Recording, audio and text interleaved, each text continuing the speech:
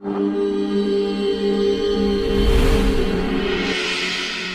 said, "I hear that monks are looking for shelter in many homes. Why don't you come and stay in my house?"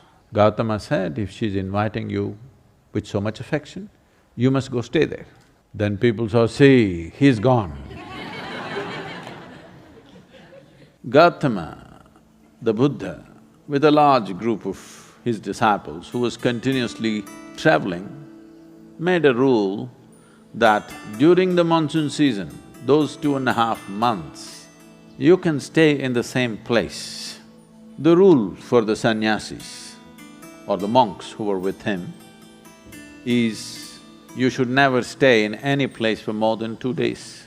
Normally, the monks were sheltered in many homes, so this rule he passed, more than 2 nights you don't stay in one house because it will be too much of a burden for the host. They are housing 10 people, you don't stay there for a month. 2 days, it should have been 1 day. 2, because you have walked a long distance and come, bit of recovery time. But during the monsoon season, he said, up to 2 to 2.5 months you can stay in one place because walking through the jungles of that region during the monsoon season would be treacherous and many would lose their lives. So this is a time like that, they stayed in a large town and they were spread across in many homes. The monks went out to get their alms from the people. Ananda or Ananda Tirtha, as he was known, who happened to be Gautama's elder brother before his monkhood, went out and there was a courtesan or a prostitute in the town. She gave him alms, looked at him, a handsome young man, tall and straight. She said, "I hear that monks are looking for shelter in many homes. Why don't you come and stay in my house?" Ananda said, "I have no issue, but I must ask the Buddha as to where I should stay." Then she became really taunting. She said, "Oh, you're going to ask your guru? Go and ask him, let's see what he says." So Ananda brought what he had collected for the day. Gautama was sitting, he came and placed it at his feet, and everybody is supposed to find food and shelter wherever they go. Ananda asked, "Like this lady is inviting me, can I stay there?" Gautama said, "If she's inviting you with so much affection, you must go stay there." The townspeople who were sitting here, they said, "What? A monk is going to go and stay in a prostitute's home? This is it. This spiritual process has become corrupt." Gautama looked at them and said, "Why are you so worried? The lady is inviting him. Let him stay, what is the problem?" They all started getting up and started shouting. He said, "Wait, I am on this path because I see this is the most powerful way to live. Now you're telling me her ways are more powerful than my ways.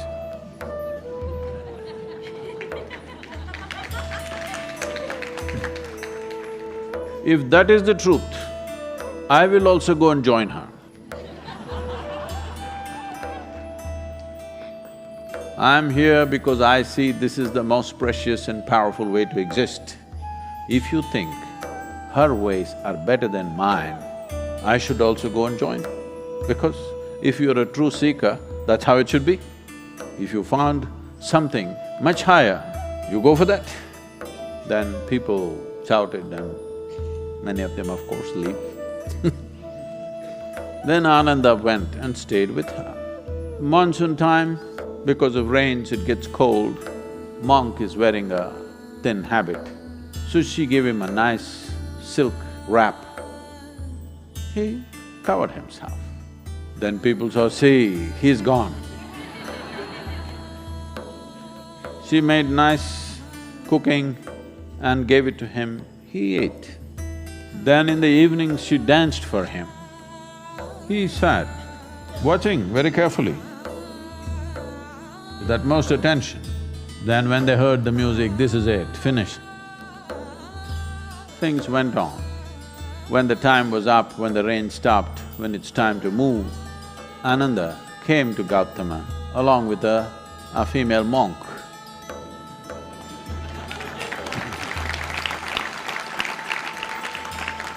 So, the power of being on the path of truth has been there, but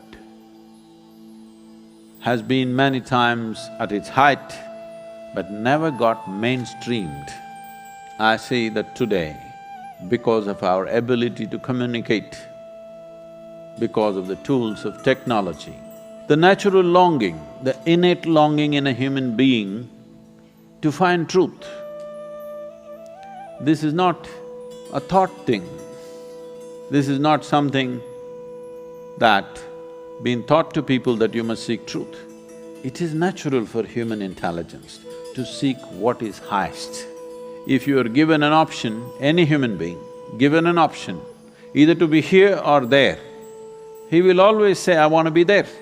Right now he may be caught up here, but aspiration is to go to whatever is the highest.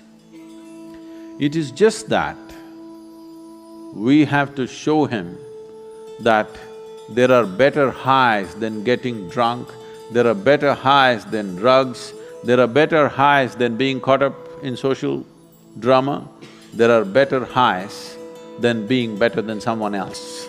We just have to show it to him, we have to make him understand there is a better high. Forever, many sages, saints, yogis, gurus have been doing this, but as I said, they were gentle people. They didn't have a voice like me.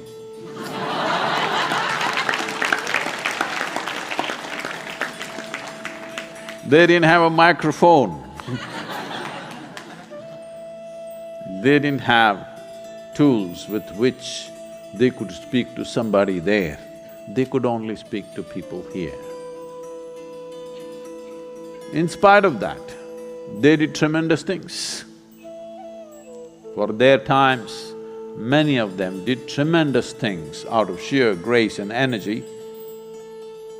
Millions of people around them, they transformed. Millions of people around them, they put them on the path of truth, on the power of truth. But a time has come where our ability to communicate is such, we can make truth slip through every door. We can make truth knock on everybody's minds and hearts. Never before this was possible. Technology has rendered us to this place. I feel this is the best age ever to make truth mainstream, to be truthful, to aspire for truth, to seek truth, the main force on the planet, because we have tools that nobody ever had.